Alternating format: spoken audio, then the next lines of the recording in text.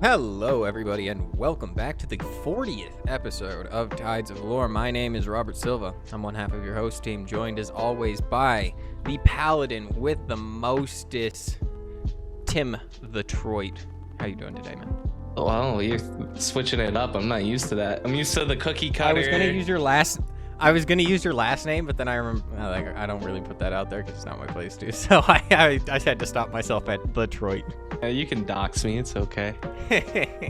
I'm good. I was a real person this week. I didn't really game. I didn't play WoW at all.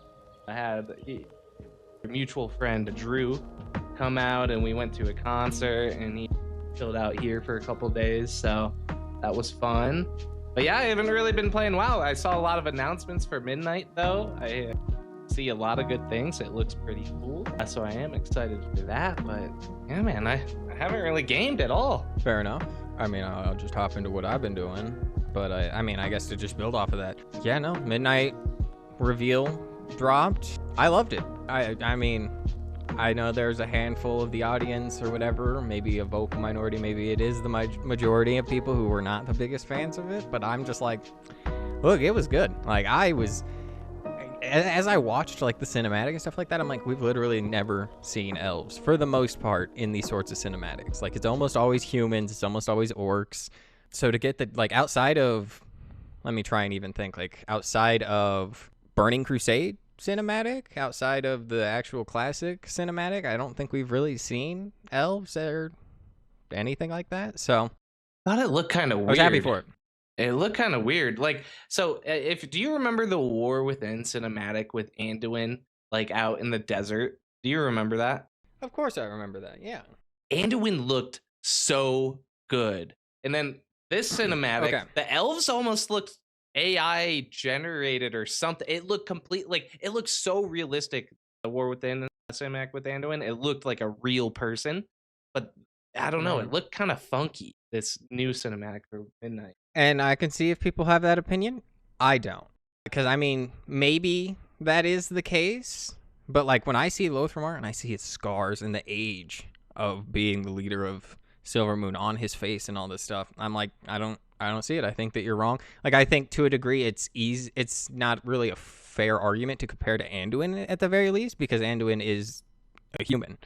So when characters and stuff like that are human, it's easy for us to be like, okay, yeah, that is a, realistic looking person. When they try and do something that is realistic for another race that is semi-human looking, it's likely to fall somewhat into what is known as the uncanny valley, where our minds don't, like, it's human, but it's not really human. And thus, because of that, our brains are not the biggest fans of it. So that's personally where I think a lot of the resentment towards the elves comes from. But also, I don't know. Elves are just humans with smoother skin and pointier ears, dude. And super long eyebrows and glowing eyeballs. Yeah, but it's not too much. I agree, and I do, but I just, like, I don't see it. And, like, yeah, I guess I don't see it. Like, and even, like Xalatath, I thought looked amazing. The shadow monsters and everything, like, I know obviously those aren't human or anything. No, I think their stuff look good. Incredible. But just comparatively, I thought either production costs or budget went down and they didn't like work on it as much, or they like changed how they're making cinematics. I don't think it was a change. I mean, I think they're always changing how they make cinematics. I think you kind of see that with like a lot of the Hearthstone stuff, a lot of like, I feel like BFA was kind of like this renaissance for like how they were kind of changing all sorts of different ways they were looking to approach cinematics, whether it was like the slideshow versions that they end up going with some of the like Warbringers trailers and stuff like that, or whether it's like, full on cinematics like this. I think they're always looking to change it. So I don't think it's necessarily like, maybe it is just a miss. Maybe it is a situation where, because I mean, this cinematic was really like intensive. There was a lot going on throughout pretty much all of it. So I could imagine that this was a project that was so heavy in production for so long or whatever, but they were eventually like, we need it out now, that it maybe didn't have the polish that you were looking for on certain characters. But yeah, you're 100% right. Yeah, overall, Anduin one. Overall, I thought it looked great. The Anduin one, it was just him talking. There was nothing going on, yeah. So I think they maybe they just put a lot more. Well, and I think make it look realistic. But there was a huge fight scene in this new one. I mean, constant fight scenes, constantly enemies rushing in, spawning in, characters spawning in from these dynamic camera angles and stuff like that, and all sorts of different lighting sources. So I think it was good. That's where my mind's at with it. Maybe my mind will change with it. I actually went back and watched some of the other trailers recently just because I was, feeling in the mood. BFA is usually one that I find myself coming back to. And while I can understand some complaints, overall, I still thought it was amazing. Yeah. It still got me super hyped for Midnight. Seeing the content for the actual expansion is kind of a bit more disappointing than the cinematic, in my opinion, because for the expansion reveal, they only really gave us housing, which we knew has been coming for a while now. They gave us this new hunt mode, which is interesting, but it seems just kind of probably going to be a one-off. Unless it's really good, most mechanics are just kind of a one-off, and I don't really foresee this having the capability of being super intricate to that level. But I could be wrong. So, what do I know? And outside of that, you just had the zone announcements. Well, I don't know. I just watched Bellular video, and they are so bad at Blizzard is so bad at spreading information right now. Dude, the new PvP zone sounds so cool, and there's so much stuff they didn't talk about. But then you learned later on in a panel at the latest Gamescom that they had. So I think they're just really bad at telling us what is in the next expansion. But I don't know. I could be simping for them right now. I very well could be wrong. I admit I didn't watch the panel. I just have been getting updates from online and stuff like that, watching the stuff when I can. So what do I truly know? But yeah, I'm just I'm a little bit cautious because of that. It doesn't really feel like it feels like this might be a little bit light on release. Which is obviously not a direction we're looking to go. Well, you got burned in the past too. So, yeah, you're hesitant. Yeah. Well, and I feel like we've seen, I hate to fucking bring up Shadowlands, but I feel like when we saw Shadowlands, we were like, this kind of looks light on the surface. It looks like you have your Covenant stuff, but it looks like kind of light on the surface outside of, grinding dailies and stuff like that. And then it was. Yeah, we'll see. We'll just keep an open mind and see what happens. And that's what I like to approach it with. And I think that's kind of my biggest thing that I'm just going to wrap up this whole back and forth that we've gone on with, is that I think it's really easy to approach a lot of expansions and stuff like that because we have been burned with the worst foot forward, assuming the worst, and that can affect our perception when the time it does actually come. So I would recommend at least people try and keep an open mind until, they have the product in their hands or they can make a more appropriate judgment on it. But that's just how I approach situations. I tend to enjoy things more that way. But again, what do I know? But yeah, after that long spiel about the Midnight reveal, pretty much only, we did also discuss a few things last week on the podcast. Mainly, we talked about the gnomes of Gnomergon and their leader, Geblin Mechatork. And yeah, what do you remember about that episode, Tim? Yeah, the gnomes, they're cool. We learned about Sicko and his ill planning. And yeah, he's kind of egotistic, and he causes issues for the gnomes. Doesn't he kill a lot of them? 80% of them, yeah. Of the whole population, right? Of Gnomergon, yep. That's crazy, dude. You'd think his head would be on a pike. Apparently, it's hard to get it that way, but yeah. I guess gnomes are a little understanding. But yeah, we learned about him and Mechatork, and they're coming up through the gnomes. We learned about the Trogs and kind of how they came about and how they clash with the gnomes because they're in similar turfs. Pretty much it. I mean, it was pretty heavily focused around Gnomergon and the Trogs and dealing with Sicko and that kind of mesh of stories all coming together underneath Mechatork. And eventually, back in Classic, we go into Gnomergon. We think we kill Sicko, but apparently it's just a super convincing clone. Oh yeah, that's stupid, man. I hate when stories do that. I was not a fan of that at all, especially because then they re-release it in the Cataclysm expansion where we once again go in there and we kill him, and this time for good, but it's not that different or a good change for the dungeon. So I'm just meh, but alas, it happens. And the gnomes have once again reclaimed their home of Gnomergon. We did talk a little bit about their feud with the goblins and kind of their technological rivalry. I was thinking about that a little bit more recently too, where I was like, it kind of really makes sense how the goblins originate from like organic life, right? Like things that have actually grown on Azeroth, essentially chaotic life in the way that it sprouts up and comes to existence. So it makes sense that their designs are a bit more crazy and broken and stuff like that too.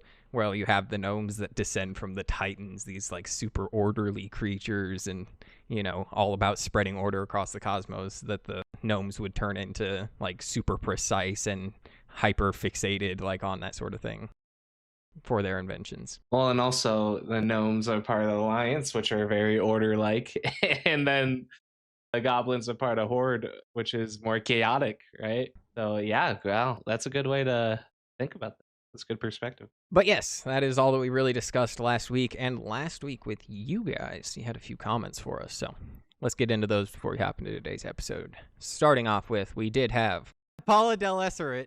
Oh my god, we struggled so hard with that one. Saying, I don't understand how come you guys don't have more subscribers. The work you do is excellent. Your voices are perfect for the podcast. I almost knew all this lore already, but I was invested from the start. The hours at work just fly by listening to you. Keep up the good work. Maybe make some advertising. You should have more people in here. Well, that's awesome. Thanks, Paula. Yeah, I agree. Thank you so much. We really appreciate that. We have the voices Again, for it, but not the pronunciation, apparently. Well, and another person back on our Goblin episodes, like you pronounced, I think they said it was supposed to be Kizan instead of Kazan. Everyone says Kazan. Everyone says that. Or, I don't. Or maybe everyone, all of our friends. Maybe we just say Kazan. I don't know, man. It's either way. Kazan. Either way, I've learned quickly that my worst feature in creating a podcast is that I suck at pronouncing things left and right. But yes, we really appreciate all of the support. We are looking on more ways how we can expand out the podcast in terms of getting it in front of more people.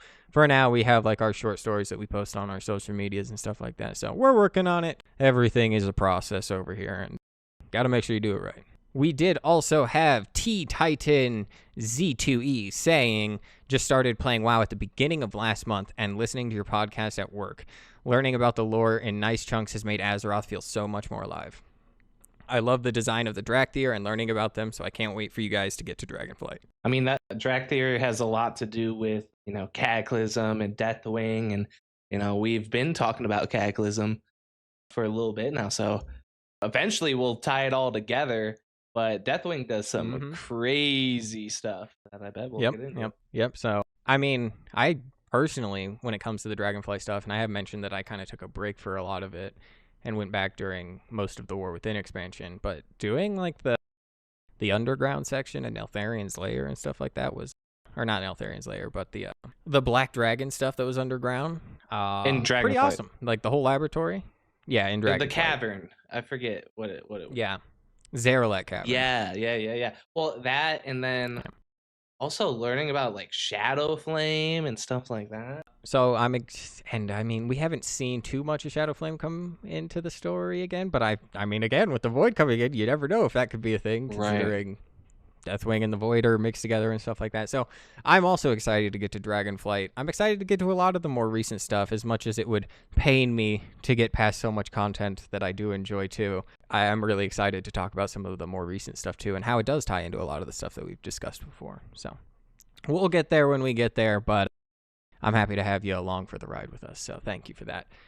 Finally, we did have at the Gump Witch saying, oh man, y'all damn near made me cry with this one. Anduin and Varian's relationship is so meaningful to both characters and the world around them, and it gets me in the honey nut filios every time. Also, if Gen Greymane has no haters, it's because Tim and I are dead. Screw Gen Greymane. All my homies hate Gen Greymane. Yeah, Gump Witch are real ones. See, I don't know how anyone is defending Gen unless there's stories that I'm just not aware that maybe we skipped over. But for the stories that I've been told so far, how can you be a Gen Greymane supporter? I don't know. Yeah, and I kind of did comment back where I was like, I mentioned, I'm like, yeah, as we've learned a bit more about Gen, I'm less sympathetic to him because I really started getting into the lore and stuff around Legion time, and at Legion time, he's like a way more sympathetic character if you don't know the horrible things that he's done in the past. Right, and it's like, if... Okay, I don't know. You can leave this in. You don't have to leave this in. But like, let's talk about Hitler for a second. If he didn't kill himself and he 20 years later turned into a better person, He's still Hitler, right? Oh, man. I think I'm just going to leave that out there. Let me know what you guys think about that comment. But yeah, I mean, it doesn't erase the bad that he's done. I mean, I guess that's kind of the trouble with redemption stories in general is like, how do you truly redeem yourself from doing terrible, terrible things? And I mean, for a lot of characters, it's like a heroic sacrifice. For Gan, it's just like, well, I stopped being a shithead. So we'll get towards the Legion stuff where I think his story really does kind of mostly come to its end, and we'll see how we're feeling again. But yes, thank you so much, Gumpwitch. We really appreciate the comment, and that is all that we had for last week. So this week, we're moving into more Night Elf stuff. Yay! Night Elves! Don't tell me we're going to be talking about, what's his face? Malfurion. Please tell me he's not in this story.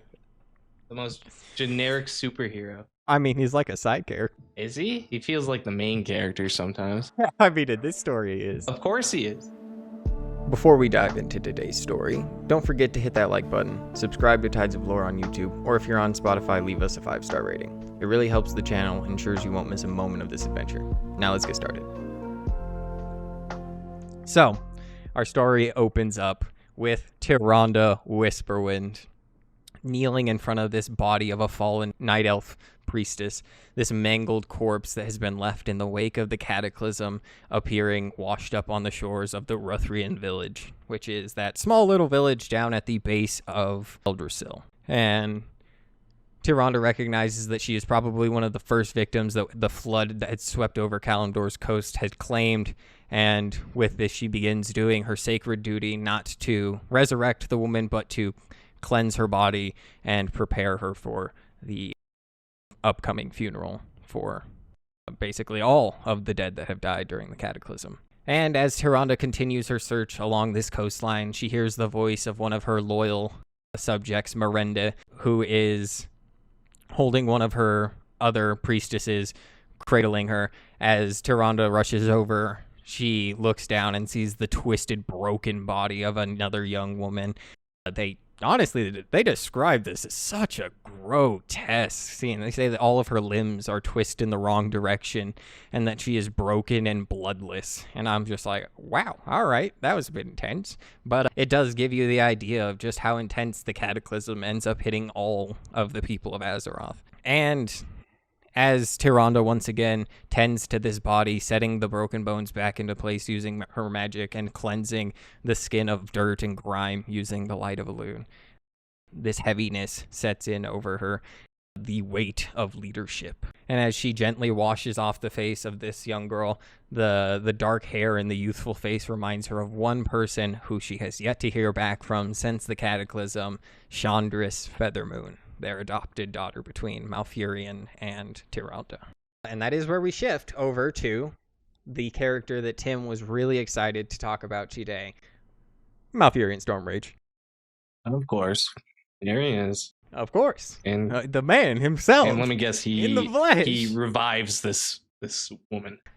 I'm surprised he didn't go with he solos the raid boss and saves everybody and flies into the night. That will happen. The raid boss hasn't been revealed yet.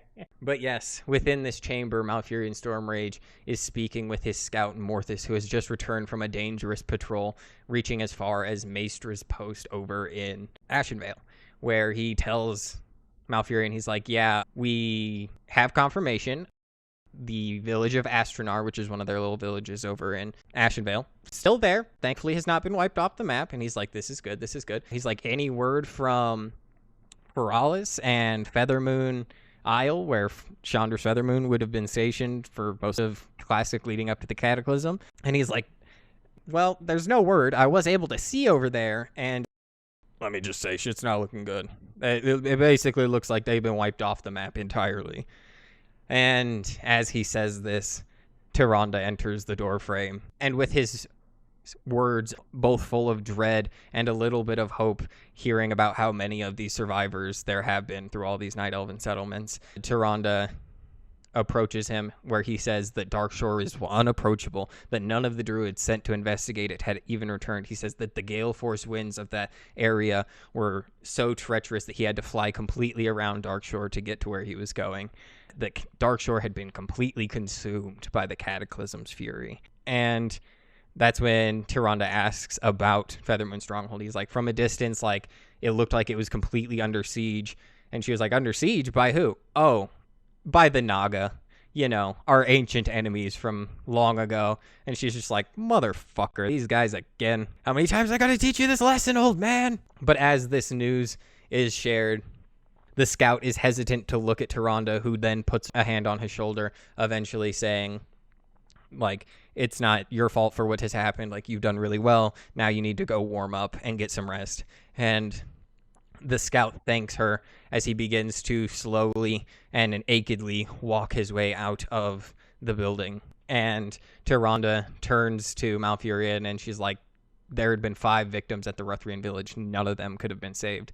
And as she speaks, her voice begins to tremble as she says, Shandris, like, we haven't heard back from her, and I have to go to her, Mal. Like, I have to find her. And Malfurion's like, how do we even know that she's still there? Maybe she got out before the Cataclysm, like, or how do we even know that that ship has yet to set sail?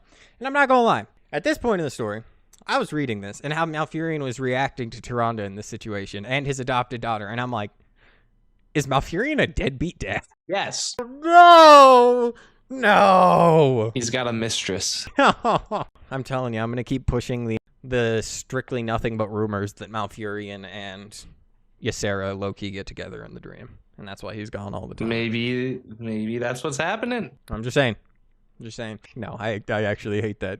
Please. No, I think he's madly in love with Tyrande. But yes, in this, she's like, I have to go to her, Mal. Like, she is a daughter to me. Perhaps the only daughter that I will ever have. And those words strike Malfurion with pain as he's like, what, are you calling me a deadbeat dad? Or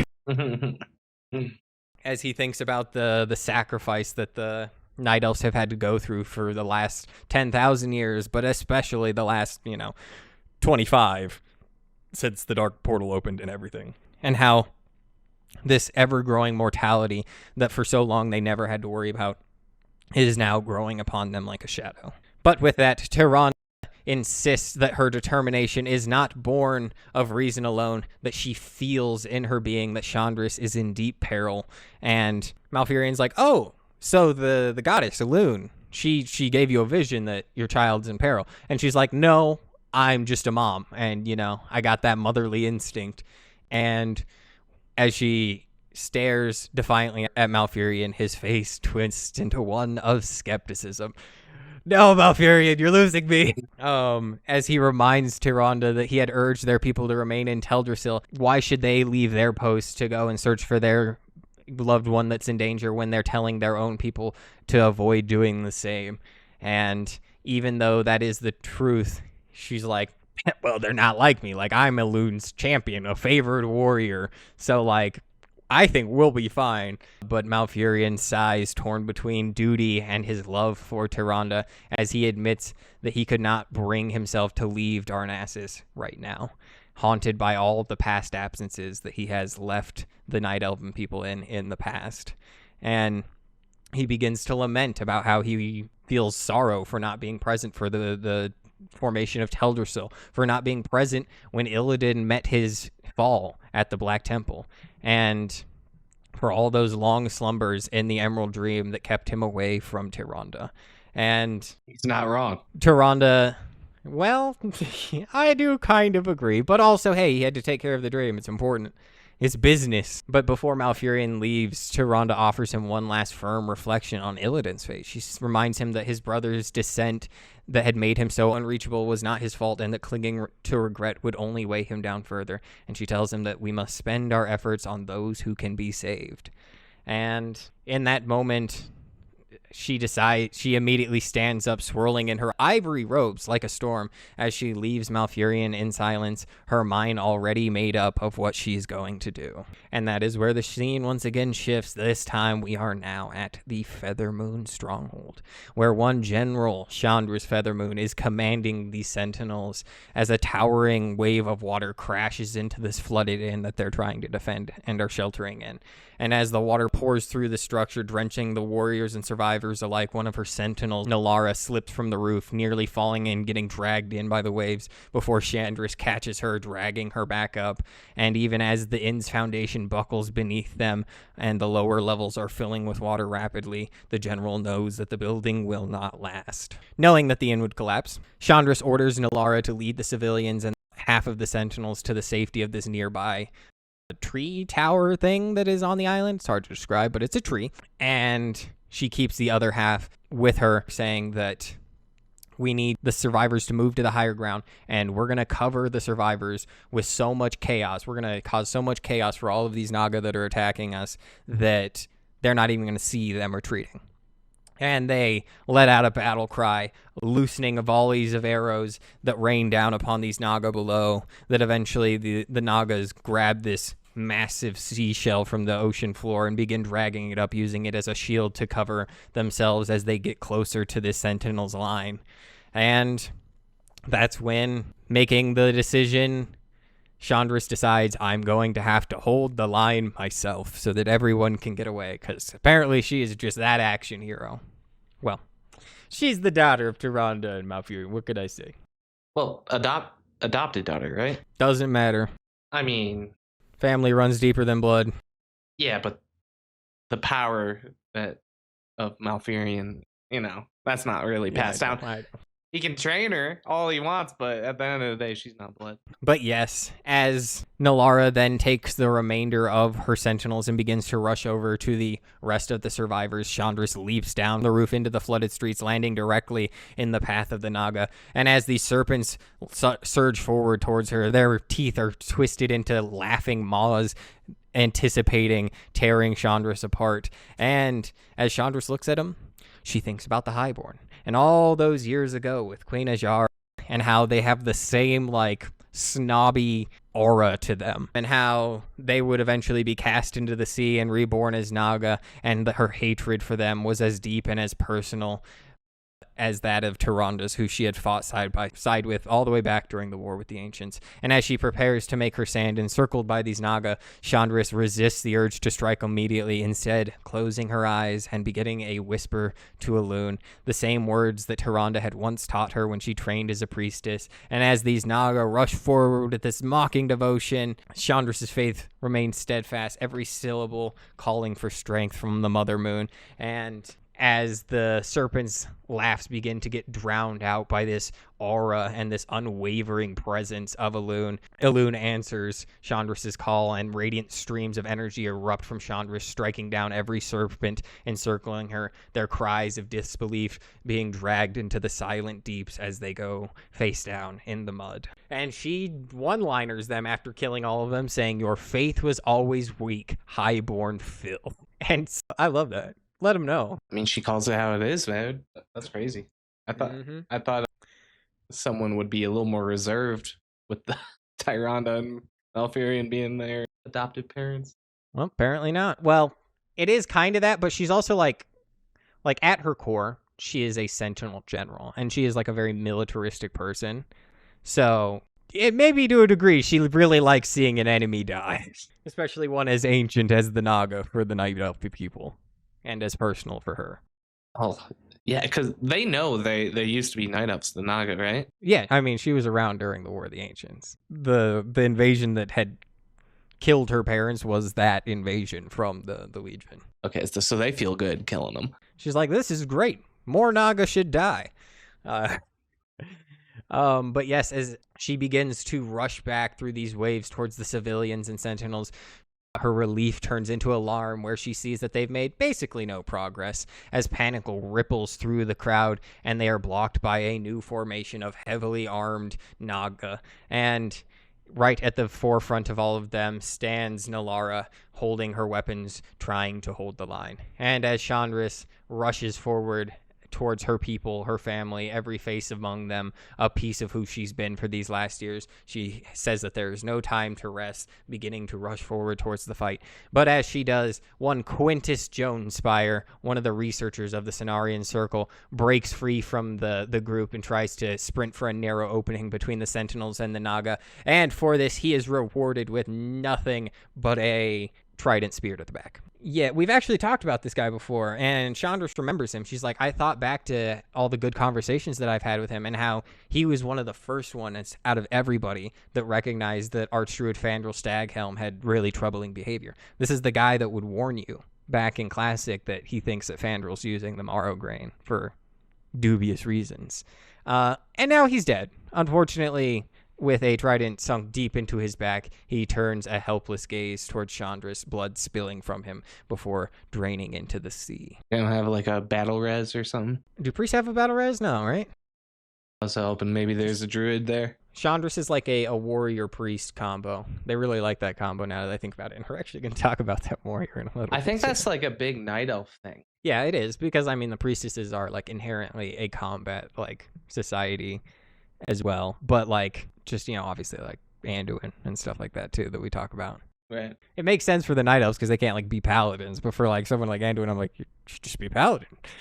But yes, that is where we cut back to Darnassus, the stormy skies, this muted dawn's light, as everyone is beginning to retreat into their homes for the night. Tyrande Whisperwind, seeing this opportunity, steals away from the Temple of the Moon, slipping quietly along the back paths behind Darnassus's grand structures as she moves unseen, her steps deliberate and careful as she intends to leave the city unnoticed. And as she makes it back to her home where her and Malfurion stay, she enters this empty home knowing that Malfurion will still be at the Enclave, and from there she takes off her temple robes, exchanging them for sentinel armor, which they say is steel plated, by the way. So again, more warrior priestesses. Here we go. Let's go, baby. The transmog would be insane. Dude, I'm sure that I'll mention this a bazillion times over this span, but there is this night elfin armor that they have during the War of the Ancients. Oh, it totally should have been the heritage armor for the night elves instead of what we ended up getting for them. It's so cool looking. It looks like a blend of leather and plate, and we got hoed. We got hoed. They gave cool weapons for heritage armor, and that is true. They normally don't give weapons for heritage. Well, and speaking just about that, now that you do mention it, after she dons this armor, she decides that she will keep her crescent moon circlet, signifying her rank amongst the priestesses of Elune.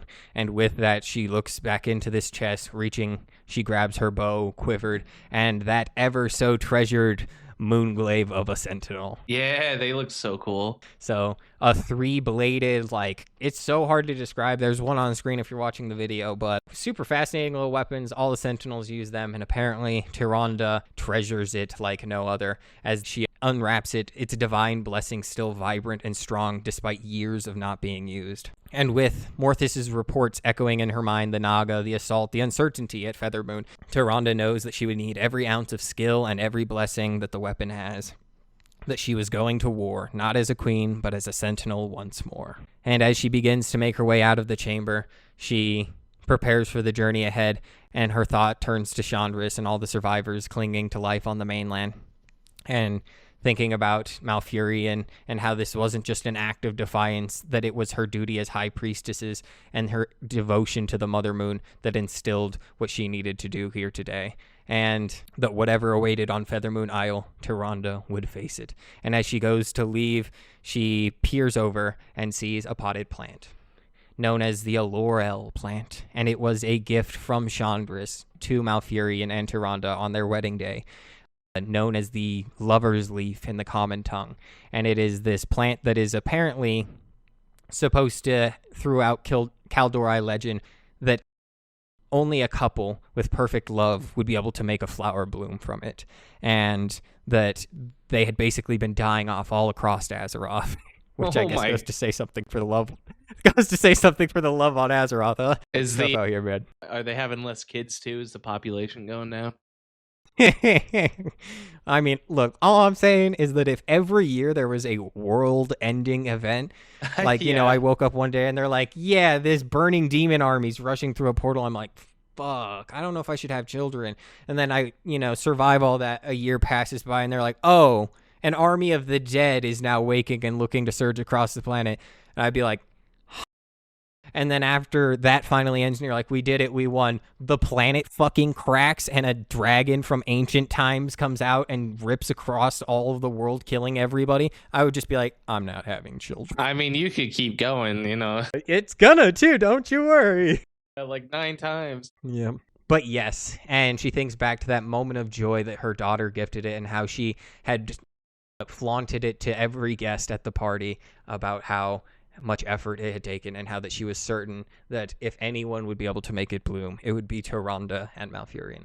And that's where you cut back to Feathermoon Stronghold, where you do have Shandris Feathermoon grasping at the wrist of one of her priestesses, Vestia Moonspear, overcome with grief as her husband, Latro, is fallen in the chaos, dead. Shandris is certain that he is lost, and she sees all these refugees looking around, and she basically is like, I will not let you guys die here today, I swear it, but you have to be willing to stand up and fight. Like, your fallen loved ones, they would want you to survive. So you guys need to get up, and you need to be willing to work with me here. We are not dying here today.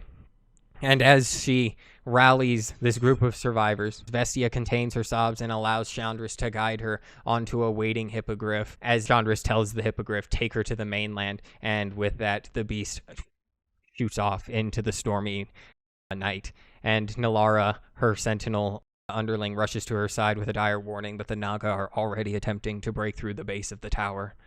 And with the Naga hammering below, Shandris issues her final orders to Nalara, saying that the remaining survivors and the Sentinels must flee to the mainland, that there were still enough hippogriffs to ferry most of them to safety, and Shandris would command Nalara to request aid from Thalinar at once. Where's Thalinar? Thalinar? Oh, isn't that in the below Arathi? You remember that dwarf area that was elites? No. It looks like it's in Feralis. It's apparently a tiny night elf camp on the border of Feralis and Thousand. Okay, yeah. Oh, excuse me. Where the flight path goes in Classic. I mean, I didn't even realize this place had a name. Why name something? It's a tent. Whatever. And at first, Narala initially conflicts against her orders, horrified at the thought of leaving her general behind, insisting that Shandris could not possibly withstand the Naga alone. But with this, Shandris' voice is iron. She says, you have done your duty, Sentinel. Your orders are to retreat. And I really like this scene, because I think it really does give you the dynamic that Shandris has, right? Like, where she is very much the general, very much like militaristic in the way that she does everything. But at the same time, it shows that the people that are under her, despite this, have a lot of admiration for her. And despite her being probably a pretty hard ass, like, they admire her to the point where they have a very, like, a real respect for her. And I like that. I like this scene a lot. And Nalara's defiance breaks into sorrow as she realizes that Shandris will not reconsider, and a single tear mingled with the rain washes over her face. And Shandris says in a lower voice now that somebody had once saved my life when I thought everything was lost. It would be my greatest honor to be able to give that gift to any others. And with those words, she turns, descending down the ramp to go help the remaining defending Sentinels. Her parting blessing of Andathoras Ethel being, may your survival be long, carried with the weight of a farewell. And Nalara cries out that she would be sending a hippogriff back for Shandris, that she needs to wait at the top of the tower. And with this, Shandris knows that they both know the truth, that this is likely goodbye. And in this chaotic battle that's raging down at the base of this narrow structure, the Sentinels are holding the Naga at bay by barricading the entrance and firing arrows through the gaps, immediately loosening arrows through as well. And eventually, as each shot strikes true and all of the Naga begin dying before her, she makes the call and she tells the Sentinels, you are relieved, Sentinels, head to the topmost chamber. The hippogriffs are waiting on you. And exhausted and wounded and bleeding, all of these warriors immediately obey. None have the energy to even protest, as Shandris winces at all of the fallen night elves laying on the floor already. And as each survivor limps past her, she feels the strength well within her that every arrow that she's loosening is not just an act of war, but a heartbeat bought and a soul spared and another chance for her people to endure. And the barricades begin to crack under this relentless assault as Shandris' heart sinks. One of the Naga sirens casts a spell, shattering this wooden barrier into pieces as the shards fly across the room. Shandris says a brief prayer to Elune that protect her from any of the shrapnel. And this regal Naga, flanked by two towering Naga, enters and says, you must be the general. I serve Lady Szenastra, I believe is what that says. Szenastra. Sounds like a dragon name, but anyway. And she's like, I serve the Lady Szenastra. This does not have to continue. And Shandris holds onto her bow, and she says, we will see. And at this moment, the siren reveals. She's like, if you bring us the head of Tyrande Whisperwind, the false queen, then we will let you go. And basically, as soon as she says this, Shandris lets an arrow fly and immediately kills her. Shandris is pretty cool, dude. What the heck? She's about that action, bro. What? I've never seen her do any of this. She's always like just talking in game. Like I never see her do anything cool. Yeah, well, maybe she'll do more. Apparently, she's supposed to be leading the Night Elves, probably. So, we'll see. We'll see.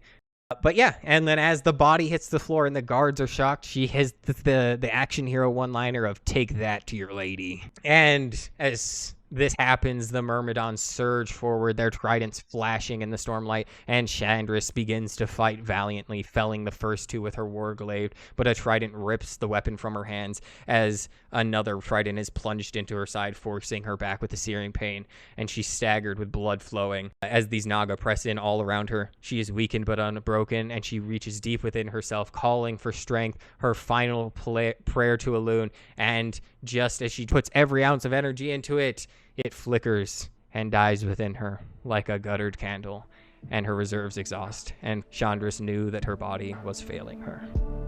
Thank you for tuning in to Tides of Lore.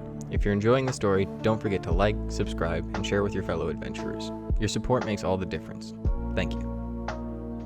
And as that goes on, the story shifts to Tyrande Whisperwind, recalling the earliest days of her training as she flies towards Feathermoon Stronghold, and she thinks back to her mentor, the one who originally passed leadership of the priestesses to her, the high priestess Dejana, and the words of her mentor come back to her clearly now. The first lesson to being a priest is that faith is the beginning of all things. And in that memory, she clings tightly to this hippogriff as it cuts through the storm. She remembers back to that day in the Suramar Temple of Elune, where Dejana's sharp eyes cutting through the crowd to see who was worthy of becoming a priestess snapped to Tyrande, and she asked her, why have you chosen this path, Tyrande Whisperwind? And Tyrande remembers her answer being, because I want to protect others, especially the ones I love. And though her mentor's expression would not change and remained remarkably unreadable, Tyrande had long suspected that those words had been what planted the seed of her eventual nomination to become the successor. And that's when we get this passage that I'm actually just going to read out straight from the thing here, because I think it's super interesting in just how it overall, like the implications of it. So Tyrande then thinks, and it says, there had been many times where she had questioned her predecessor's decision to appoint her as high priestess. How differently would her life have been without the burden of leadership? Would she have needed to slay the Watchers to secure Illidan's aid against the Burning Legion? Would she have been forced to wait thousands of years to finally wed her beloved? Would her people have suffered less during the War of the Ancients if their ruler had been more experienced?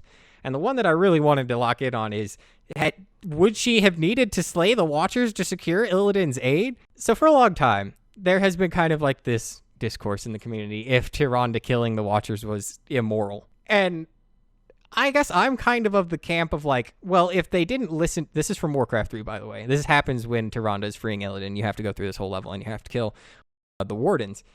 And I guess my logic behind all that is just like, well, if you're not going to listen to the leader of the Night Elven people, isn't that just like treason? Well, they probably gave an oath, and that is probably an unlawful order in their eyes. So no, if I took an oath like that, I would not listen. I don't want to get into politics. I mean, there's a lot of stuff going on in the world right now that is similar, and people are saying it's unlawful, right? Yeah. And I guess that, yeah, I didn't realize that Blizzard had ever acknowledged this to be something that was actually wrong. Because, I mean, throughout Warcraft 3, like, you constantly fight between your factions and stuff like that. That's just how the game's structured. But them actually acknowledging this here was really interesting to see. In spite of her doubts, Tyrande knew that faith remained her only true guide and had carried her through a millennia of war, grief, sacrifice, and now drove her into the storm once more. And as Tyrande peers ahead, Feralis and Sardor Island loomed through the fog, and somewhere below she knows Shandris is waiting. She had to believe that Shandris lives. And as the storm grows fiercer, she urges her hippogriff onward with a gentle tap of her hand, a silent code between the rider and the beast, which once again, I just want to bring up that the hippogriffs are said to be like super intelligent, like they're basically like super sentient. I love this. And you get this even more because she tells the hippogriff we need to land. And as they go to land, the wind nearly sends them spiraling. And for a moment, they're just free falling before the hippogriff banks hard and does a dangerous maneuver to regain control for a heart-stopping moment. And as they do land, Tyrande tells it, well, that was foolhardy but effective. But as the hippogriff lands, it puffs up its feathers proudly. So I just love that. And she tells him, I suppose that's why we're in this together. Stay close, as she begins treading cautiously towards this battered settlement where she believes her daughter to be. And, well, Morthus's grim report, the scouts' grim report, was not exaggerating. Feathermoon's stronghold is shattered to pieces. Its proud structures drowned, collapsing, the isle completely overtaken by water and storm, and there's Naga forces swarming everywhere, rifling through the wreckage, patrolling the ruined coast, as though anticipating fresh prey or reinforcements any moment now. And throughout all of this chaos, Tyrande manages to secretly sneak into the inn, approaching from the south. And as she does, the thought sinks into Tyrande's mind that perhaps Shandris had escaped before the invasion had even begun. But that hope would not stay within her. As she begins thoroughly searching, she finds nothing but drowned people and slain night elves. And as the waterlogged floorboards creak beneath her in this ruin, she spots the tip of a night elfin ear in a bookshelf, and rushing forward, she shoves it aside, pulling the body from the floodwater, as long braided hair was unmistakable as none other than Latronicus Moonspear, and she recognizes him as one of the Feathermoon Stronghold's most foremost champions, laying lifeless now in her arms. And she says a brief prayer to Elune for the dead, and continues her search. As the rest of this building yields nothing but fallen sentinels and ruined supplies everywhere, the signs of the Naga slaughter was plain. Each body she finds is a wound to her pride as the leader of the Night Elves, but she presses on nonetheless.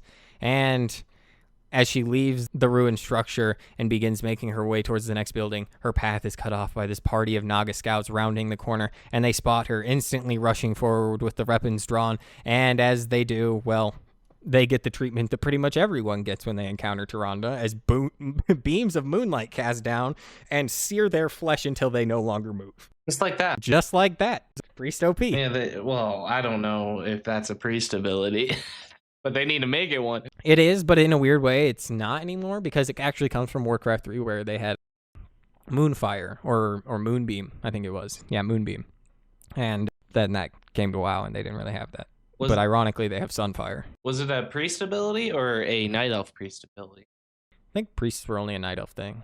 Interesting. Like, other ones had different healers, but they were usually like shamans or something like that, right? Some didn't even have healers. But yes, as she strikes down these Naga and presses deeper into the flooded ruins, a shadow passes overhead, and she raises her glaive, swiftly turning around to face, bracing for an attack, as this massive bird circles ahead, and this creature's glowing eyes stare down at her with a glowing orange, and she realizes that it's none other than Malfurion Stormrage. And he lands, turning into his archdruid form, and he says, I'm sorry for making you wait, as Tyrande embraces him, and he tells her that he has Brawl Bearmantle watching over the Druids, and that he had her second in command, Miranda, take over her duties in Darnassus. And with this reunion being brief, Tyrande explains that she had found no survivors and could not track through all of the floodwaters that had been encircling their area.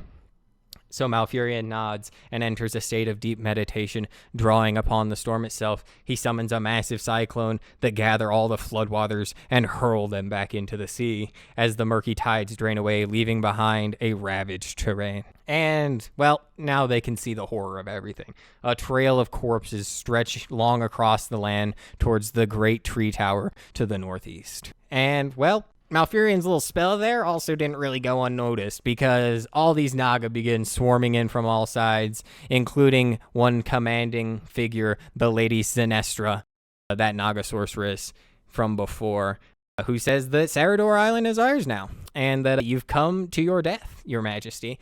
As she says that basically with your quotes holding up, carrying a bit of malice. And Tyrande steps forward saying that I am no queen, and I would sooner die than take that title. And with that being the case, the Naga sorceress only smiles crudely, gesturing towards the fallen around them, saying, "Your people sleep eternally now. You can join them if you wish. My lady would be most pleased if you did." And, well, as they begin rushing towards them, Tyrande and Malfurion look at each other and they say, "How easily these fools forget defeat." And Malfurion responds, "Then we must give them a reminder," as he begins channeling a spell, calling lightning from the heavens to his very being. He sends it rocketing forward as it splits down into all of these Naga and splits down from them even further as it arcs between all of them, just tearing through all of the ranks of every Naga that's there, where then the only one survivor, the commander Naga, tries to flee with all of her followers in disarray. Tyrande refuses to allow her to escape as a massive column of moonfire erupts from the sorceress, slamming her to the ground as this radiant energy causes her body to convulse before her fine jewelry sinks into the mud with her lifeless body. And inside this battered tower, they make their way into the doorway and they find Shandris Feathermoon lying in a pool of blood. And the sight of her breaks Tyrande as she rushes forward. A sob escapes her throat as she falls to her knees. Overcome, she prays fervently, the words spilling out as tears stream from her face. "Elune, grant me this. If nothing else, spare her, please. She is my daughter. She believes that I saved her, but it is she who saved me. Again and again. My life would be empty without her in it." And as Malfurion arrives next to her, together, the priestess and the druid pour their power into Shandris's body, and a weak murmur comes from her mouth, and her eyes open briefly as confused words come out saying "Minda Anda," which, just for translation, is basically night elfin slang for mama or papa. And I thought this was an interesting scene because Tyrande says, "Your parents still rest with Elune, but you do not. Thankfully, you do not." And I almost feel like it's like, no, like, I don't think she's like thinking about her actual parents in that moment. I think she's literally staring at the people that she considers to be, you know, mama and papa. And like we said, she is like a super militaristic version, like person. So for her to use essentially like this baby speech in this moment, I thought it was really sweet. I like the scene a lot. Again, this short story, really good. A lot of these Cataclysm short stories, really good. Didn't I say something about Malfurion resin a girl? Holy moly, of course he flies in, he uses a battle res. Yeah, okay, we get it now. Kills everybody. All right. And as the scene shifts, Shandris awakes in Darnassus as the solemn strains of the ancient funeral songs begin drifting through her windows, rising slowly, and she peers outside to see the waterways of central Darnassus lit with candles, and each flame gently gliding across the surface like wisps in the forest. And below, Malfurion and Tyrande stands at the center of this gathering, surrounded by both citizens of Darnassus and the refugees who had fled from Kalimdor's coast. And in a moment of unity in grief, they mourn together for all that had been lost in the Cataclysm's wakes. And as Shandris takes in the scene, she sees how many faces were swollen from crying, how their eyes were empty and hollow with sleeplessness, and she even recognizes some of the people that she had saved, like Vestia Moonspear, standing apart in a silent mourning. And she thinks about how nearly every Kaldorei had a name, a family member or a friend amongst the fallen, that the collective grief was overwhelming. Yet in their mourning, Shandris sees the threads for bringing a community back together. And as the funeral pyres roll into the square, Tyrande steps forward with one final blessing for the dead, her prayers weaving into the haunted melody of the priestesses as the sound carries over. And as high above, the clouds parted just enough for a sliver of moonlight to shine down, illuminating everyone's faces in a pale silver. And it was a sign that Elune still watched over her and her chosen, and that they were not abandoned and that they were not alone. And as Shandris turns back to the room that she's staying in, she limps across the room to take in some of her soothing medicine that Malfurion had created for her. And as she looks over at the plant in the corner of the room, the Aloriel plant, the lover's leaf, she sees that one of the vines has grown a bud ready to bloom. And, well, that's all their little short story that they get into before the Cataclysm, how they kind of, are initially faced with this situation.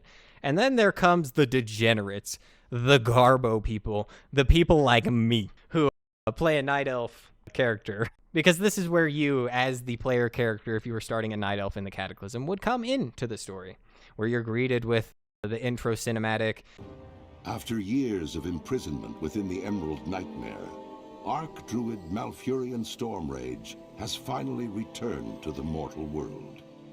Reunited with his love, Tyrande Whisperwind, Malfurion endeavors now to heal the corrupted world tree Teldrassil and rejuvenate the spirit of the Night Elf people. Yet as the great Cataclysm shakes the boughs of their colossal tree, the Night Elves brace themselves against the coming storm. As war and destruction close in from all sides, it falls to Night Elves like you to stand strong and protect the enduring legacy of your people. You, yes, champion, you, to stand strong and protect your homeland and preserve the legacy of the Night Elven people. I remember it like it was yesterday. I was a fresh-faced 14-year-old boy. My friend told me that I could be a cat if I played Druid. I was actually, my first character was a Night Elf too. Teldrassil was something else, man. It We'll talk was. about this a bit more as we get down here, but oh my god, something else. But yes, you start your journey in a segment of Teldrassil known as Shadowglen. Not quite in the major city of Darnassus, but still in those upper reaches of the tree. And you're tasked with a bunch of pretty generic starter zone quests. You got to go kill some Night Saber population because they're going to destabilize the ecosystem. There's been some whispers about lingering signs of corruption after all that Xavius stuff happened. And you got to go get some stolen supply bags. You know, all the things that we truly live to play World of Warcraft for. You gotta do your chores. As you eventually meet up with this figure known as Daenerys Silverglade, who guides them in Shadowglen's cleansing, where you have to go out and create a antidote for one of the injured residents, and you have to go and seek out a dryad who is supposedly like the guardian of this portion of the forest. And you gotta slay corrupted spiders because they're nasty, including their big nasty boss Githis the Vile. And with all of that done, you return to Silverglade, ready to begin the final steps of your training, where you begin to drink from this crystal vial, waters from a moon well, which are like these pools of water blessed by the Priestesses of Elune. And you begin to relive visions of the Kaldorei's past, where you basically see a bunch of the stuff that we've discussed previously and gone into in way more detail. So I'm not really going to talk about it right now.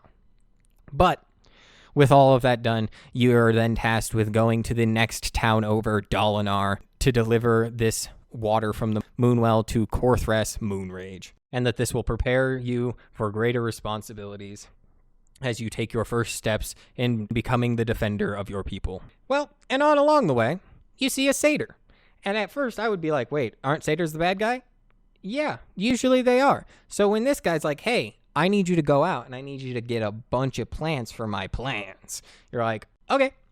It's XP. You're going to give me gold. You're going to give me 10 copper, you said? Sign me up. So you go and you collect all these for him. And after you do that, you get approached by some druids who are just like, hey, don't do that, stupid. Those plants are endangered. You're being a dummy. And they reveal to you that, yes, this satyr is in fact a shithead, just like all of them tend to be. And then they're like, anyway, let's pull a prank on him.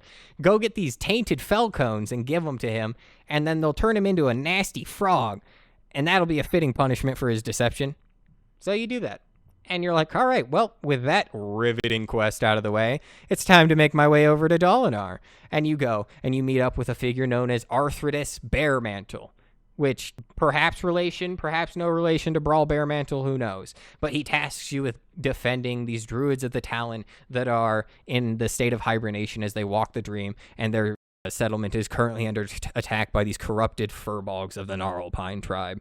And, well, you do that. You go, you defend against the Gnarlpine tribe, and eventually you make your way over to another figure known as Denlin, who requests that you help to figure out what's going on with all of these raging timberlings, which are these, like, living moss patches. They're literally bog creatures, or whatever you want to call them. Whatever. Those guys. Yeah, apparently they've become not so cool lately, and you need to figure out why. So you do a bunch of quests for them, and eventually you come across the biggest, baddest, most corruptedest of them all, a figure known as Oakenscowl, and you pummel him unconscious and then to death, and then you rip out his tumor and you take it back to Denland, and you're like, here you go, here's his tumor, study that. And he's like, thank you very much, I really appreciate this. And then you drink some more water from a moon well, you go on another acid trip, learning about how the dragon aspects refuse to bless your tree and all that, where you'll eventually then come up to Korthras Moonrage, who gives you the most important task yet of purifying Teldrassil of any remaining corruption. I must say, this doesn't really make sense in comparison to the Stormrage novel, but who cares? You find out that one of these ancient of wars or whatever, ancient of lore, those big tree-looking creatures known as the Maw of Corruption managed to survive, and it's this last twisted ancient born of Xavius's assault on the waking world, and that after you kill it, Teldrassil will be cleansed permanently from all of the bad things that are plaguing it. And, well, you do. You kill that guy, and you're like, well, that was good. And apparently Teldrassil is forever healed. You did it. You're better than Malfurion. Didn't we cure the corruption back when we went into the dream? In the book? I don't know. We talked about it in an episode. Okay, yeah. That's what I mean. That's why it doesn't really make sense in comparison to the Stormrage novel, because I was under the impression that it was already like purified, but I guess it's like residual shit. But like I'm pretty sure they are like it purified everything in like specific, but who knows? Regardless, with the corruption of Teldrassil purged, the player is then sent to the city of Darnassus to meet with Sentinel Coldressa Briarbow within the Temple of the Moon. And there, they give you the dire news that the Cataclysm has wiped the Kaldorei city of Aberdeen over in Darkshore on the mainland off the map. It's gone. And that all these survivors are struggling to regroup and that they need your help. So, you're like, all right, cool. And then you take a boat or you fly or you whatever. I will say we were gonna talk about this a little bit more, and now's the time. I'm pretty sure back in the day, maybe I could be wrong about this. I just didn't know about the portal. I took the flight path down from Darnassus to the Rut'theran village at this point. That flight path is literally like 8 minutes long. You go around the tree like 20 fucking times, dude. It's insane. I don't know if it's still the same, but back then, dude, I remember being like, holy shit, it's one big tree. And then for the next 5 minutes, I was like, holy shit, let me off. That's good. So we'll just take the teleport. Yeah, well, I didn't know, man. I was a scrub. Ain't nobody telling me what to do. I didn't have a Tim to guide me. Sorry. But yes, I do remember that being so amazing that I had done all this stuff. And, I was like level 12 or something. I was like, all right, time to go to the next zone. And I'm going to this next zone. And I'm like, wait, I was in a tree the whole time? What the fuck? Oh, so that was cool. That was really cool. I like that a lot. But yes, you make your way across to where the former city of Aberdeen would have previously been, now wiped off the map, and you begin helping out all the Sentinels to once again secure Darkshore for the Night Elfin people. Starting with, there's this wildlife corruption that's been going down, where a bunch of these wildlife have been getting corrupted, and it's none other than our old friend Zen Foulhoof, that satyr, that's doing it. So you're like, clearly you didn't learn your lesson. So you go, you team up with a couple of Alliance allies, and, well, you put an end to his mischief forever. Let's say that much.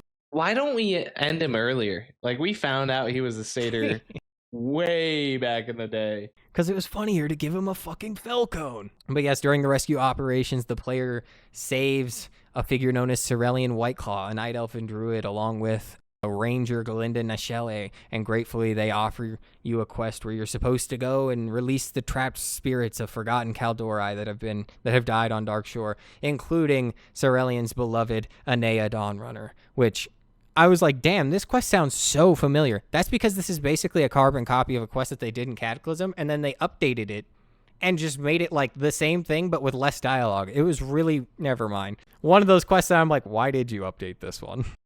Make it worse. Yeah.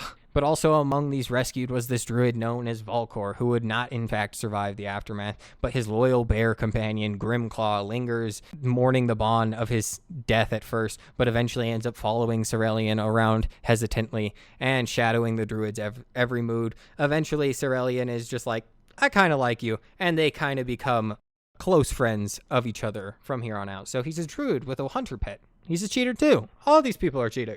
That is pretty cool, though. I know, right? But yes, you're then sent north to go face a new threat that you have encountered, the Shatterspear tribe of trolls, who were once part of the Gurubashi Empire, but have broken away following the defeat of Hakar the Soul Flare. And they're threatening to devastate the Night Elves at the ruins that are to the north. And as you make your way up there to aid in fighting against them, you do eventually learn that these have also been recruited by Garrosh Hellscream. What a nice guy.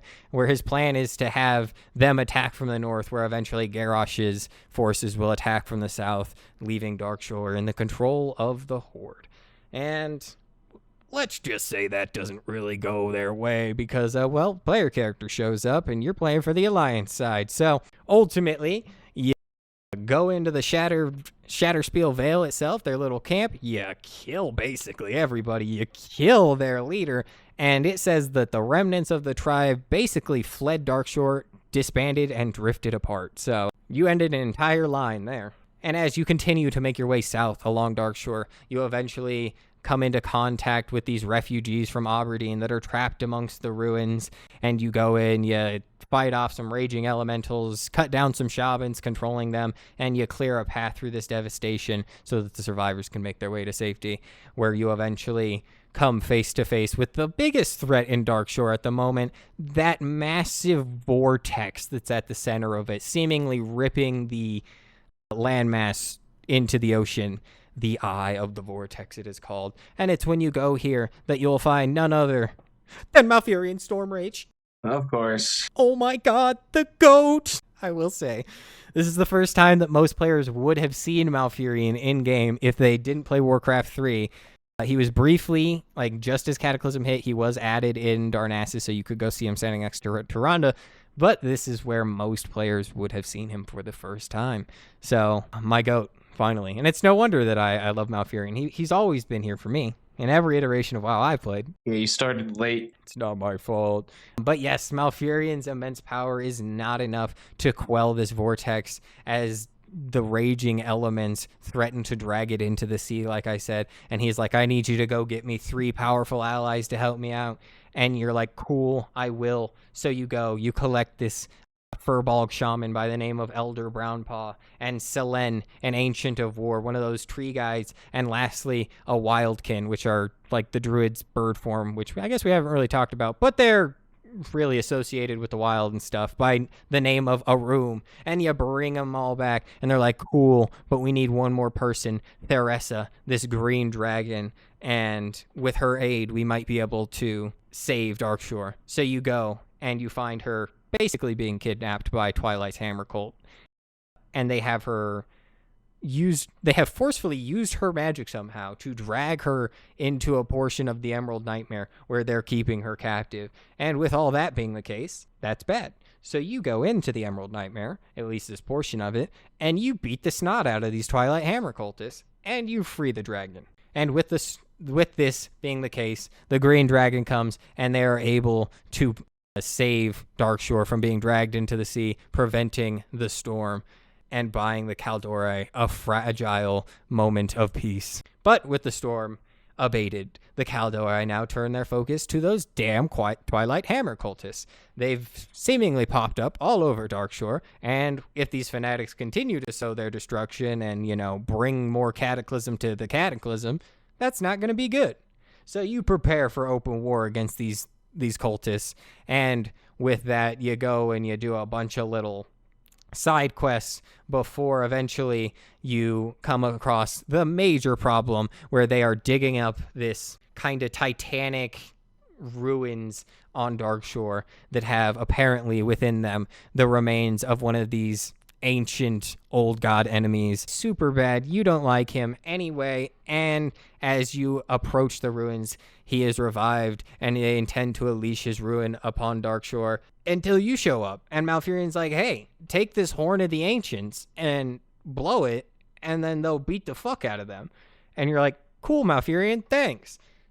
You go in there, you blow the horn, you beat the fuck out of him, and with all of that accomplished, you have saved Darkshore and once again secured the Kaldorei lands. For the most part, there's some more stuff you got to do down in Feralis and Ashenvale.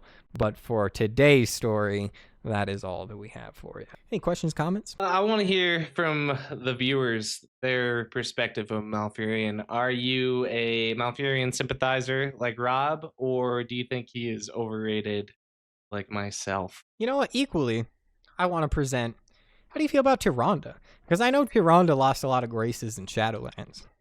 But in my opinion, people are like, oh, that's so against Tyrande's mentality. I don't know. From everything that I've seen, Tyrande has never dodged a fate. Tyrande is always about that action. She is usually the first one in the battle. She lets her emotions get the best of her. She has never tucked a chain in her life, okay? But yeah, so I'm curious. What do you guys think about Tyrande? I actually really like her character. I really like seeing like how in combat it kind of feels like Shandris almost embodies Tyrande in a way, and how she like battles and acts and stuff like that. So I thought that was really cool as well. So let us know what you guys think about that. If you did make it this far in the episode, please make sure you drop us a like, a subscribe, a comment, any of those wonderful things. We really do appreciate them, and we really do want to hear from you. If you're over on Spotify, 5 stars would be greatly appreciated. You guys have been killing it over there, and it makes me feel all sort of, what did the comment say? Gets me all in my honey nut filios? Yeah. So thank you for that. Drop us a follow, and with all that, we're going to see you guys next week. Thank you so much for making it to the end of this episode. Your guys' support truly means the world to us. If you're interested in hearing more, we have our full show on YouTube and Spotify, new episodes dropping every Tuesday. I also want to take this moment to give a special thank you to Fantasy Lo-Fi for providing the music for this episode. You can find them on YouTube at Fantasy Lo-Fi or on Spotify under Bits and Hits. Be sure to show them some love, as their music does truly bring this journey to life. Once again, thank you for joining us on Tides of Lore, and we will see you next week.